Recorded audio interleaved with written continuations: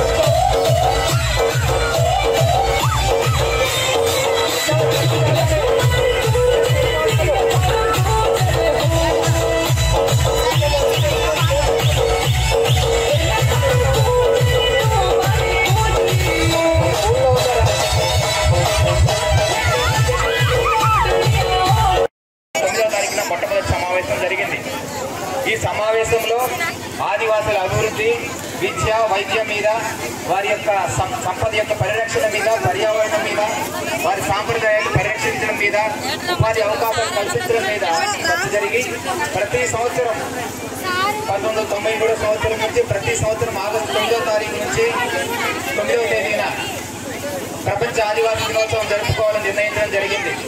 నిజానికి మంచి ఉద్దేశంతో సదుద్దేశంతో ఏర్పాటు చేసిన ఈ దినాన్ని మన ప్రభుత్వాలు, బాధ్యతాయుతమైన ప్రభుత్వాలు ఎలా నిర్వహిస్తున్నాయో మనందరికీ తెలిసిందే. ఈ సందర్భంగా మీతో ఒక మాట పంచుకుంటాను. అసలు ఆదివాసీ అంటే ఎవరు, ఆదివాసీ యొక్క పుట్టు పూర్వోత్తరాలు ఏంటి అనే కొద్ది మాటలు మీ ముందు ఉంచాలని ఇష్టపడుతున్నాను. ఏంటైనా కాస్త మీరు వినాలని, మాటలు వినాలని మిమ్మల్ని కోరుతూ ఉన్నాను. ఆది మానవుని వారసుడే ఆదివాసీ. అడవిలోని పుట్టి అడవిలోని పెరిగి ఆఖరికి అడవిలోని అంతమయ్యేవాడే ఆదివాసీ.